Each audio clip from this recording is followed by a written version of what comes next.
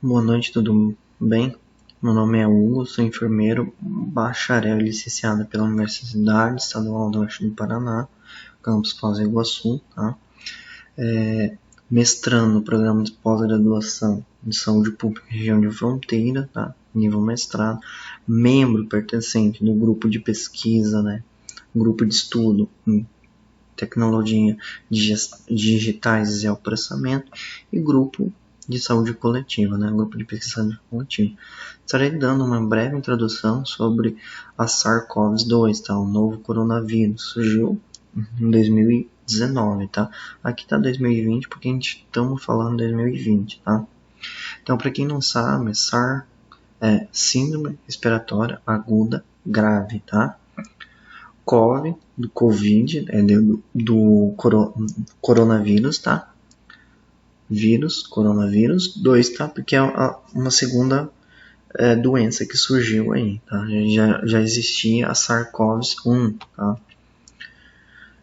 Mas antes de tudo, vamos partir para uma breve introdução, tá? Para vocês terem um pouquinho mais de base, para a gente fazer algumas discussões além, tá?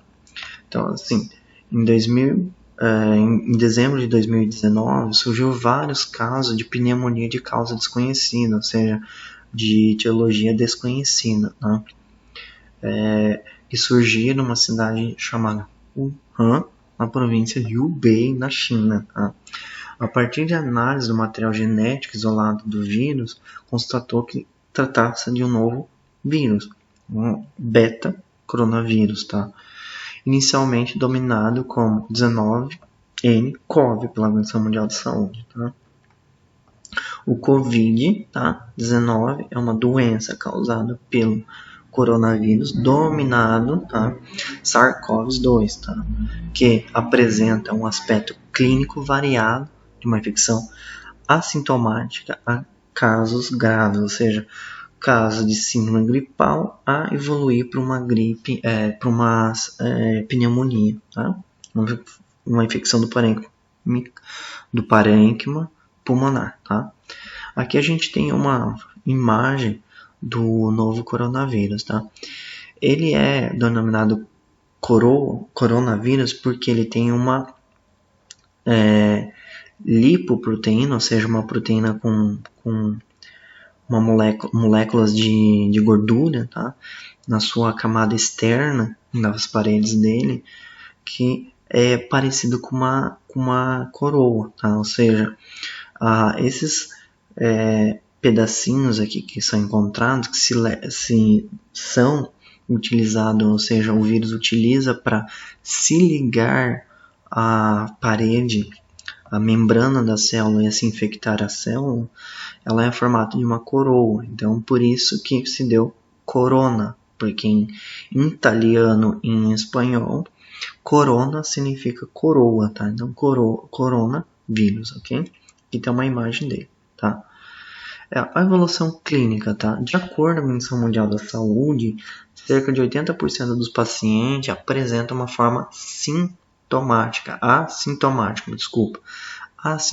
ou seja, A de negação, sintomática, ou seja, sem apresentar sintomas, ou seja, que a pessoa não identifica sintoma nenhum, ou oligossintomático, ou seja, sintomas brandos, fraquinhos, que as pessoas muitas vezes passam despercebidas, tá? Já 20% dessas pessoas que se infectam, nesses casos, requer internação hospitalar, tá? Porque apresenta uma dificuldade respiratória, tá? Ou seja, já apresenta um quadro de uma infecção pulmonar, ou seja, uma pneumonia, tá? Nesse parênquima pulmonar, tá? Nesse tecido pulmonar. Tá? Aproximadamente 5% dos casos vão precisar de suporte ventilatório, ou seja, vão precisar ser entubados, vão precisar de um respirador, um ventilador mecânico para poder manter a sua função vital, tá? A taxa de mortalidade fica em torno de 3,4 a 3,5 no mundo, tá? No mundo todo.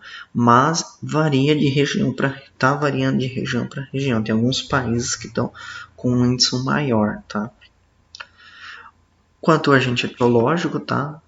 São vírus de RNA, ou seja, vírus que tem uma facilidade de sofrer mutação, tá? Da ordem dos nidovirales, tá?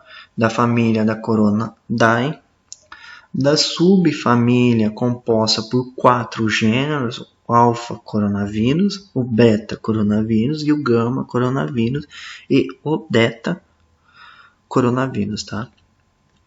O vírus da SARS-CoV, tá? O MERS-CoV e o COVID-19, ou seja, as outras doenças dos coronavírus anteriores, tá?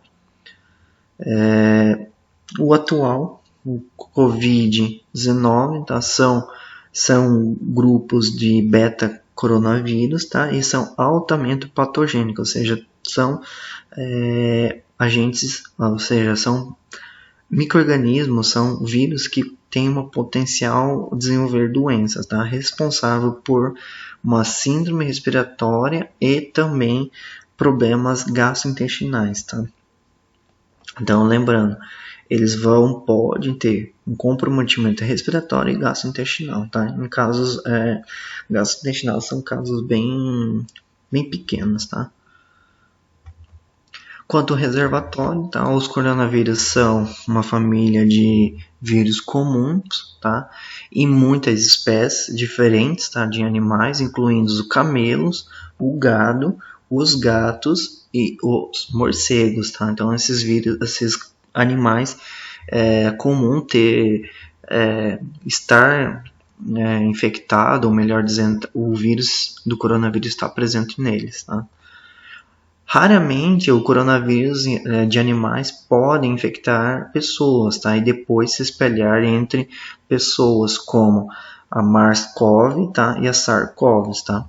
E recentemente, em dezembro de 2019, que houve a transmissão de um novo coronavírus, que são a SARS-CoV-2, o qual foi identificado na cidade Wuhan, na China, tá? Que causou a doença chamada COVID-19, tá? Sendo em seguida disseminada e transmitida de pessoa a pessoa, ou seja, é uma zoonose, tá? Ou seja, uma doença que é decorrente de um contato com um animal, tá?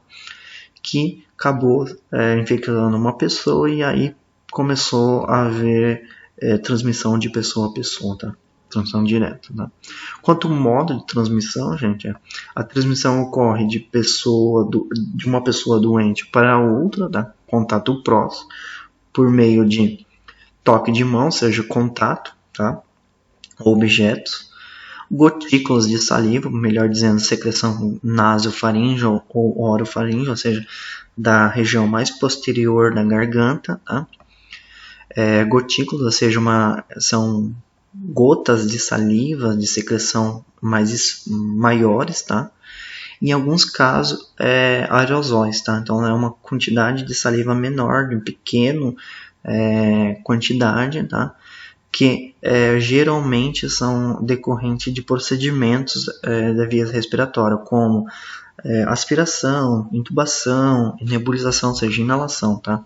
Que normalmente ocorre mais em nível hospitalar, tá? Então, a gente fala que a principal transmissão é a gotículas, tá? De saliva. Pelo espirro, ou seja, espirro e tosse vão liberar gotículas de saliva, de secreção de muco na atmosfera, no ar, tá? O catarro, tá? Objetos contaminados como celulares, mesas, maçanetas, brinquedos, teclados de computadores, entre outros, tá? Lembrando, tudo que a gente toca pode ser uma superfície de contaminação, tá? Ou seja, esses fomites, que são objetos contaminados, como maçaneta, de porta, torneiras, tomadas, todos esses são lugares que a gente pode contaminar e depois se contaminar, tá? Quanto ao período de incubação, tá? O período de incubação do tempo leva para os primeiros sintomas, ou seja, o período de incubação que leva até os primeiros que você entrou em contato com o vírus e até apareceu os primeiros sintomas, tá? De 2 a 15 dias, tá? Ou seja, você entrou em contato hoje, de 2 a 15 dias, 14 dias vão apresentar os sintomas, em média, geral, são 5 dias. Então, é um período razoavelmente longo, tá? Quanto ao período de transmissibilidade, tá? A Organização Mundial está estudando, investigando ainda a respeito disso, não está totalmente esclarecido. Tá? Tudo aponta que a pessoa infectada por vírus do SARS-CoV-2 pode transmitir a doença no período sintomático. Isso sugere também a transmissão que pode ocorrer no sem aparecimento dos sintomas, ou seja, sabemos que quando a pessoa está sintomática, ou seja, está tossindo, espirrando, ela está eliminando o vírus para a atmosfera, tá? Mas um período assintomático, ou seja, que não apresenta sintomas, pode ser que ocorra essa transmissão. Ainda não está bem esclarecido isso, por isso que a gente toma um cuidado um pouco maior, tá? Recomenda isolamento de 14 dias ou mais, dependendo do caso, tá? Para caso confirmado e suspeito e comunicando. Lembrando que caso suspeito, caso venha a ser dar negativo a confirmação, ele poderá sair do isolamento, tá? Aí vai depender muito do critério médico, tá? Mas lembrando que casos confirmados precisa ficar pelo menos 14 dias, tá? Nesse período quando surgir o desaparecimento dos sintomas dentro desses 14 dias, ele pode ser liberado. Os comunicantes são pessoas que tiveram contato com esses casos contaminados, confirmados. Né? Quando a suscetibilidade e imunidade, a gente é suscetível de forma geral, ou seja, como é um novo vírus, a gente não existe memória imunológica, não tem imunidade ainda aqui de forma efetiva para combater esse vírus. Então, assim, de forma geral, todos podemos contrair, ser infectado, tá? Quanto à imunidade, ainda não se sabe se a infecção em humanos que não evoluíram para óbito, ou seja, que não morreram, vai gerar uma imunidade contra novas infecções, ou seja, uma imunidade duradoura, uma memória imunológica. Tá? Ainda requer maiores avanços nos estudos, nas pesquisas, para poder saber se de fato vai ocorrer. Acreditamos que tem esse período de imunidade, tá? Pelo menos em curto prazo, tá? Em torno de 6 meses que seja, tá? Mas ainda não podemos afirmar essa questão. Quanto às manifestações, gente, 73,3% dos pacientes apresentam tosse, tá? 68,8% apresenta febre, tá? Coriza apresenta 77,4%, tá? E dor de garganta 36,2%, dispneia 5,6%, tá? Então, assim, as principais manifestações clínicas desse paciente são isso. Começa febre, tosse, coriza, dor de garganta e dispneia, ou seja, dor, dispneia, falta de ar, dificuldade respiratória, ok? Quanto às condições clínicas de risco, a gente encontra algumas. Então, pessoas com mais de 60 anos, ou seja, pessoas acima de 60 anos, idosos, né? Cardiopatas, ou seja, problemas no coração, cardiopatas, problemas de coração graves ou descompensados, ou seja, que não está tendo um controle da doença adequado, como insuficiência cardíaca, infartados, revascularizados, ou seja, pessoas que tiveram infarto, tiveram que fazer uma revascularização do miocárdio, como ponte de safena, colocação de stent, tá? Utilização da mamária, tá? Para fazer a revascularização do miocárdio, tá? Ou seja, do coração, tá? Portadores de arritmias cardíacas, tá? Hipertensos, tá? Hipertensão arterial sistêmica descompensada, ou seja, pessoas que estão com pressão alta sem controle, tá? Descontrolada, tá? Pneumopatas, ou seja, pessoas que têm problema de pulmão, tá? Graves ou descompensáveis, como dependente de oxigênio, portadores de armas, asma grave ou moderada, doença pulmonar obstrutiva crônica, famoso DPOC, imunodeprimidos, tá? Então, assim, tanto imunodeprimidos adquiridos ou então fazendo imunossupressão com corticoides, quimioterápico, pessoas que estão com câncer e por aí vai, tá? Doentes renais crônicos, ou seja, pacientes que têm insuficiência renal crônica, ou seja, doença renal crônica, em estágio avançado, grau 3, 4 e 5, ou seja, nos graus finais, tá? Diabéticos, tá? Gestante de alto risco, tá? Atualmente. Lembrando que tem outros fatores envolvidos aí também, como fumantes e por aí vai, tá? Eu vou trazer agora alguns dados globais para a gente fazer uma breve discussão, tá?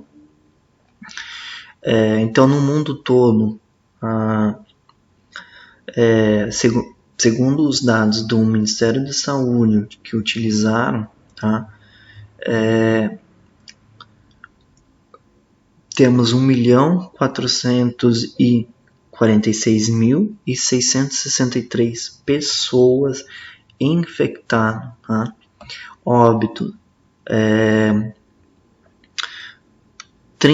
83.212, tá? Casos, ou seja, de óbito, tá? Uma taxa de letalidade de 5,8, tá? Mas lembrando que ela varia de região para região, tá? Então, lá no começo eu dei uma taxa de letalidade fixa, tá? Que é o que fica gerando por aquilo, mas aqui a gente traz alguns complementos, tá? Lembrando que isso aqui está um pouco desatualizado, mas no final eu vou passar uns dados um pouco mais atualizados. Nos Estados Unidos, até a data dessa publicação do Ministério da Saúde, tinha mais de 400 mil casos confirmados, né? O óbito já passava de 12 mil, tá? A Espanha também estava com mais de 146 casos, 14 mil mortes, tá? A Itália com mais de 135 mil, com 17 mil casos, tá? Ela já aumentou, tá? Para o ano de atual, mas e aí vai. E o Brasil, nessa época, estava ainda com 15 mil, quase 16.800 mortes, tá? Bem, aqui eu trouxe uma evolução do coronavírus, do Covid-19 no Brasil, tá? Então, assim, começou o primeiro caso lá em 26 de fevereiro, tá? Levou 17 dias para ocorrer os 100 primeiros casos, tá? Então, levou 17 dias para ocorrer os 100 primeiros casos, tá? Depois que alcançou os 100 primeiros casos, que já foi até decretado já a transmissão comunitária e tudo mais, levou 7 dias para alcançar os 1.000 casos. Os primeiros 1.000 casos, após os 100 casos, levou 7 dias, ou seja, 100 casos, 17 dias levaram, e precisou mais 7 dias depois desses 17 para ocorrer 1.000 casos, ou seja, quase triplicou, quadruplicou a quantidade, tá? Após esse primeiro 1.000 casos, que levou 7 dias depois dos 100, levou 14 dias para a gente chegar nos primeiros 10.000 casos, ou seja, uma evolução rápida, tá? Ou seja, uma progressão rápida, né? Então, assim, a evolução atingiu rápido porque ela tem uma taxa de transmissibilidade meio alta, tá? Uma pessoa consegue infectar até 3, de 2 a 3 pessoas, ou seja, uma pessoa infectada consegue infectar de 2 a 3 pessoas, tá? Em forma mais ativa da doença pode até mais, tem alguns estudos, tá? Isso daí segundo dados do Ministério da Saúde, tá? Quanto à distribuição no Brasil, eu vou trazer os dados por região que fica mais fácil, tá? A região norte tem 1.222, tá? Correspondente 7,3% de todos os casos do Brasil, óbitos 42 óbitos, 0,3%. Desculpa, 3,4%, tá? A região Nordeste, 2.825, que corresponde a 17,7% no nível nacional, tá? E 141 óbitos, que corresponde a 5% dos casos nacionais. Tá? O Sudeste, que é a região mais acometida, mais assombrada pela essa doença de saúde pública, tá? Tá mais de 9.000 casos, 9.487, que corresponde a 59,6% dos casos nacionais. Tá? Questão de mortes, também é a região com maior quantidade, tá? 554, tá? Que corresponde a 5,8%. Tá? A região Centro-Oeste, 842, que é 5,3%, e 22 mortes, tá? O Sul, tá? Com 1.551, com 9,7% dos casos nacionais e 41 casos de mortes. Tá? Nessa época, o Brasil tinha 15.927 com 800 mortes, tá? E a taxa de letalidade chegava a 5%. Tá? Quanto à distribuição espacial do Covid no Brasil, a gente pode identificar no mapa, tá? A legenda mostra que quanto maior o ciclo verde, maior seria a maior quantidade de número de casos. Então, podemos ainda observar que a maior parte dos casos são ainda as grandes metrópoles, tá? Principalmente as capitais, por exemplo, São Paulo, Rio de Janeiro, Curitiba, algumas regiões ainda do interior do Paraná, Santa Catarina, a região do litoral, Rio Grande do Sul, a questão de Porto Alegre, tá? E por aí vai, tá? Então a gente pode ver essa distribuição espacial que estão ainda localizadas nas grandes cidades dos estados, só que ainda no interior temos poucos casos, mas ainda a gente já estamos encontrando alguns casos já alarmantes, tá? Quanto ao coeficiente de incidência, esse coeficiente de incidência, para vocês poderem entender, é um coeficiente feito, a incidência são novos casos que surgem, então é um coeficiente de novos casos, ou seja, de novos casos por 100 mil habitantes, tá? Ou seja, cada 100 mil habitantes vai ter uma X de pessoas que vão se contaminar, tá? Que vão ficar doentes, isso que é o coeficiente de incidência. Ou seja, aqui nessa legenda a gente tem coeficiência nacional, ou seja, do Brasil é 7,5 pessoas por 100 mil habitantes. Como a gente não tem 7 pessoas e meia, podemos arredondar para baixo, ou seja, 7 pessoas por 100 mil habitantes. Ou seja, o que corresponde? Cada 100 mil habitantes, 7 pessoas vão ficar contaminadas, tá? No que está em vermelho, isso aqui em cor preta escura, o nível nacional, que a gente vai ver no gráfico, a gente já explico. A vermelha quer dizer que está 50% acima da incidência nacional, ou seja, está maior do que o Brasil, tá? Em questão de novos casos. Amarelo está entre os 50 e a incidência nacional, ou seja, está entre o vermelho e a incidência do Brasil, tá? E o verde está alerta, ele está abaixo da incidência nacional, tá? Então aqui a gente já pode identificar que tem o nível do Brasil, tá? Para cá, à direita, a gente encontra os estados que estão abaixo, ou seja, o coeficiente de incidência está abaixo do nível nacional. Por exemplo, Santa Catarina, 6 pessoas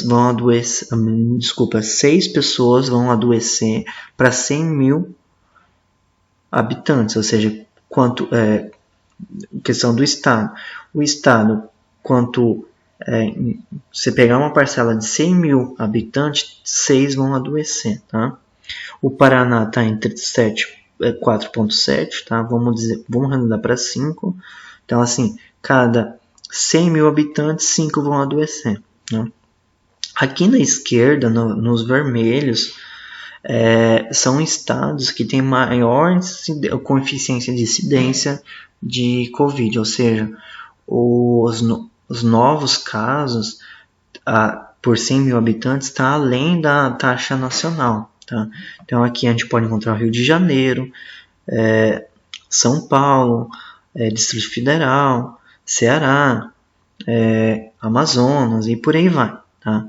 Então assim, Amazonas com maior, tá? 19,1, o Distrito Federal 16,7, São Paulo 14,5, Ceará 14,1 e por aí vai, ok?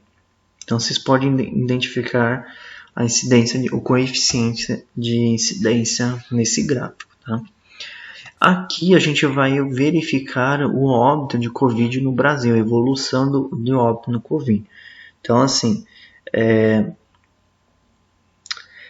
só que saliento que aqui começou a ter o primeiro óbito em 17/3, tá? 7 de março, e começou indo, tá?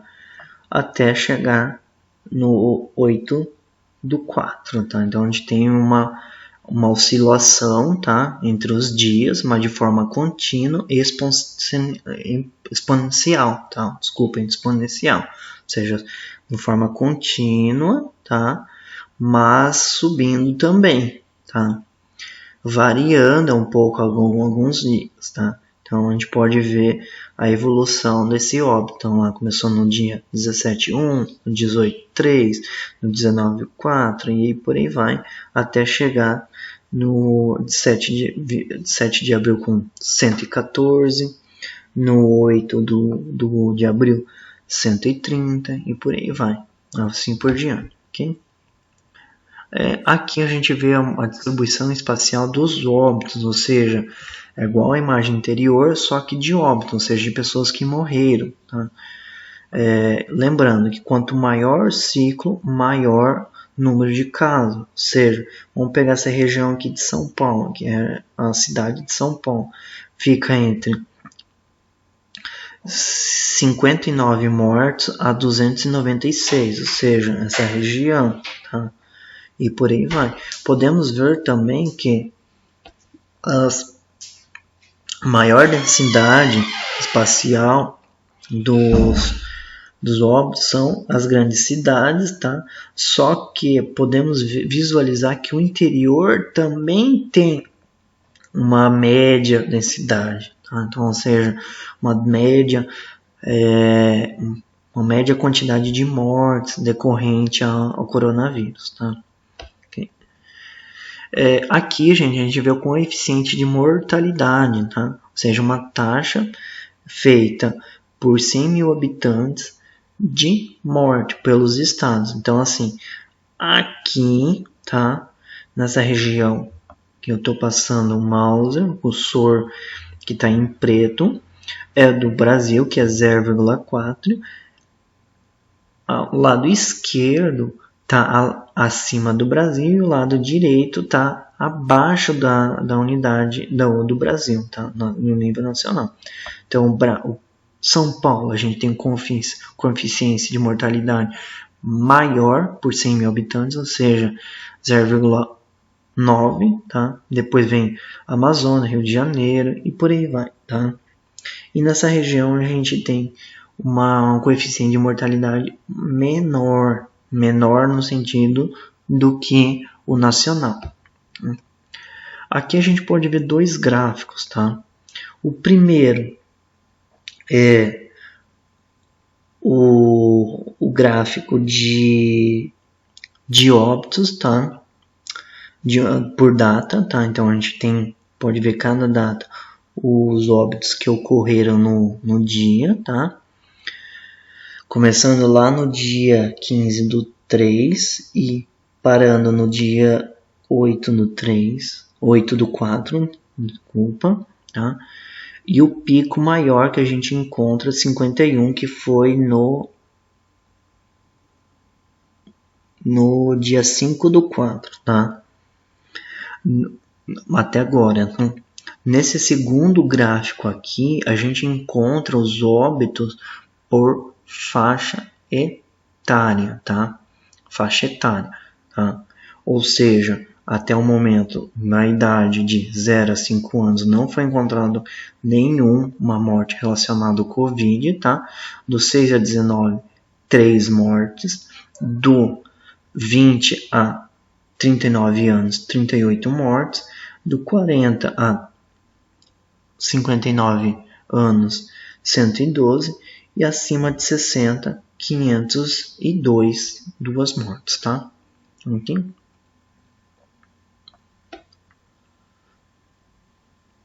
Nessa gráfica que a gente encontra agora, são óbitos de Covid-19 no Brasil conforme o grupo de risco, tá? Então, assim, em verde, então, mortes que ocorreram em pessoas menores de 60 anos e no laranja, mortes de 60 anos ou mais, tá? Então, assim, cardiopatas, tá? São os mais acometidos que pode vir evoluir por a óbito, tá? Cardiopata, problemas de coração, ou seja, pessoas com problemas do coração. Podemos ver que pessoas com maiores de 60 anos representam 295 casos que morreram, tá?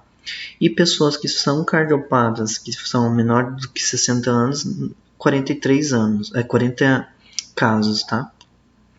Diabetes é o segundo mais colocado, ou seja, pessoas diabéticas têm maior chance de evoluir para uma forma ruim, ou seja, de uma forma grave e vir a óbito. Acima de 60 anos, 198, e pessoas com diabetes abaixo de 60 anos, 42, tá? Pneumopata, ou seja, pessoas com problemas pulmonares, acima de 60 anos, 76 anos, e abaixo de 66 anos. Doença neurológica, tá? Acima de 60 anos, 53 anos, tá? 53 casos, desculpa. E acima de 60 anos, 2 casos. Doença renal, 42 casos acima de 60 e 8 abaixo de 60. Tá? Imunodepressão, aí podemos ver obesidade, asma, doenças hematológica, hepática, puérperas, ou seja, mulheres que pariram, e pessoas com doenças de Crohn, de síndrome de Down, tá? Síndrome de Down, que teve só um caso, a trissomia do 23, tá? Quanto a medidas gerais de prevenção, a gente tem que, primeiro, fortalecer o distanciamento social, ou seja, as pessoas não ficar próximas, ficar em casa quando possível, tá? O máximo possível, tá? Ficar mais afastada possível, que é a única forma de prevenir uma doença transmissível que ainda não tem um tratamento efetivo que quebra a cadeia de transmissão, é o distanciamento, tá? Porque o vírus não tem asas, não tem perna, não voa, não anda, então ele precisa que pessoas circulem para poder infectar, tá? Lavagens da mão frequentemente com água e sabão, casos que está em casa, que tem acesso a esses materiais, tanto a água como a pia e o sabão, quanto na rua, quanto precisar usar desinfetante como a base de álcool, como álcool 70, álcool gel em 70, tá? Lembrando que quando você fazer a lavagem correta, tá? 5 movimentos: palma da mão, dorso, entre os dedos, unha, polegar, a região interdigital, punhos e tudo mais. Tá? Quando é sabão, fazer pelo menos mais de 40 segundos e quando álcool 20 segundos, ok? Evitar contato próximo das pessoas, tá? Então assim ficar uma distância de no mínimo 1 metro, o ideal é ficar 2 metros, tá? Ficar pelo menos 3 pés, ou seja, 3 passos longe uma da outra, tá? Praticar etiqueta respiratória, ou seja, quando for tossir na dobra do cotovelo ou os lenços do papel, descartá-la, higienizar a mão, tá? Quando suar o nariz, lavar a mão, higienizar, tudo mais.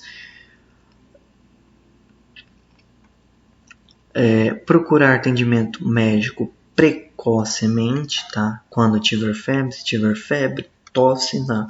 Lembrando que cada região tem um serviço de atendimento diferente do outro. Muitas regiões têm plantão coronavírus, então assim, antes de buscar o atendimento, ligar, se informar nesses centrais de atendimento, nesses call center, nesses plantões que tem para buscar orientação. Às vezes não tem nem a necessidade de procurar o médico, mas receber algumas orientações de o que fazer. Então, assim, teve febre, às vezes precisa entrar em contato com, deve-se entrar em contato com esses plantões, ok? Evitar consumos de alimentos, produtos de animais crus ou mal cozidos e cuidar com o manuseio de carnes, leites e por aí vai, tá? Higiene do ambiente com sabão e água sanitária, tá? Hipoclorito de sódio. Lembrando, deixar o ambiente limpo, lembrando de lugares que a gente toca, então maçaneta, tomadas, todo local superfície que a gente entra em contato, que a gente toca no dia a dia, temos que fazer higienização, de preferência com água sanitária, tá? 1 parte para 10 partes de água, ou seja, em 1 litro de água, colocar pelo menos de 10 a 20 ml de água sanitária, tá? Melhor dizer, o ideal da água sanitária é ler o rótulo e seguir as orientações do fabricante. Né? Casos da máscara, usar, não usar, o que proceder? A Organização Mundial da Saúde não recomenda o uso de máscara de forma massiva pela população no geral, com exceções. Tá? Quanto profissionais da saúde, casos suspeitos e cuidadores desses casos de pessoas doentes, tá? O Ministério da Saúde está recomendando o uso de máscara de pano, tá? De tecido que a gente pode se fazer em casa, tá? Uma orientação e uma prática que se deve se levar, se adotar o uso da máscara, tem que se fazer de forma correta, porque a máscara também poderá ser um facilitador para você se contaminar. Você pode facilitar que você entre em contato com o vírus, como no forma do manuseio, tá? Então assim, a máscara tem que ficar acima do nariz, tá? Entre o olho e o nariz, cobrindo o nariz, a boca, tá? Abaixo do queixo. Não se deve ficar tocando na máscara e muito menos ficar tirando. Colocou a máscara, só tira quando você puder se higienizar, tá? Lembrando que essas máscaras de pano, o período dele é de 2 horas. Além disso, tem que ser trocado por uma nova. Então, assim, se você vai ficar além de que essas 2 horas, você tem que ter 1, 2, 3. máscara, tá? Ou seja, molhou ou deu 2 horas, deve-se fazer a substituição desse equipamento, desse material para poder usar. E higienizar também com solução de água sanitária, tá? Deixar de molho por pelo menos 10 minutos, tá? Uma parte para 50 partes, ou seja, 10 ml em 500 ml de água, tá?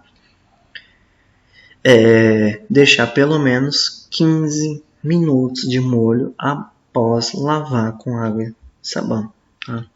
Fazer isolamento, ou seja, pessoas com sintomas sintomáticos, fazer isolamento de 14 dias e praticar também o distanciamento social. As pessoas permanecer mais em casa, não fazer, ter uma interação social, ou seja, não entrar em contato com as pessoas, tá?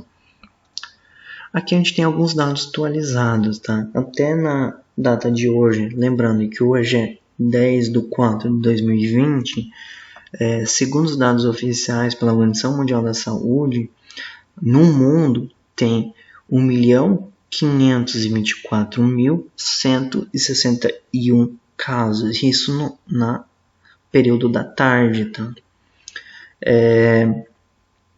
E já contamos com 92.941 casos de mortes, tá? Essa doença já cometeu 213 países, ou seja, territórios, tá? Quantos continentes, né? Dados atualizados entre os continentes, a Europa tem o maior número de casos, a gente pode ver aqui no gráfico, tá?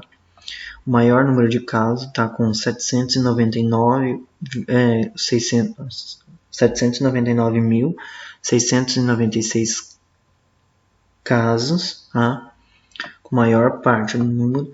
Após isso vem as Américas, tá? Com 493.197 casos.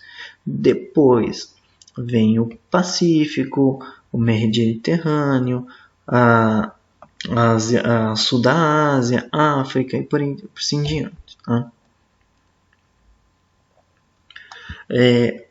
Quanto dados não oficial, global não oficial, tá? Esse aqui pela Universidade de Johns Hopkins, lá nos Estados Unidos, no mundo já contamos com, lembrando, na data de 10 de abril de 2020, 1.650.210 casos, tá?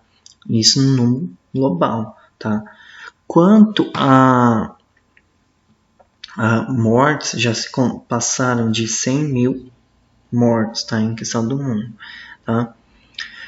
Entre os países mais acometidos, Estados Unidos da América, tá? Com mais de 475 mil casos. Depois vem Espanha com 157 mil casos, Itália com 147 mil, a Alemanha com mais de 119, França com 118 e por aí vai, ok?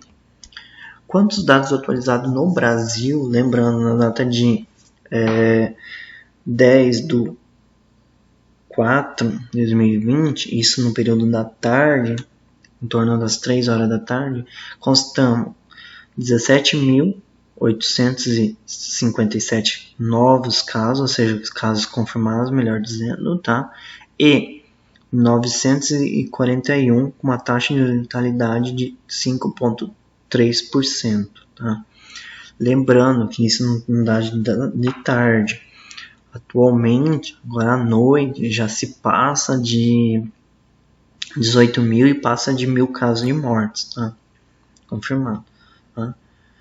Quanto os dados não oficiais, lá pela Universidade de Johns Hopkins, lá nos Estados Unidos, no período da tarde a gente já estava com 18.397 casos, com 974, tá? Aqui a gente se encontra nossas referências, tá, gente? A prevenção é o melhor remédio, tá? Prevenir salva vidas. Se puder, fique em casa.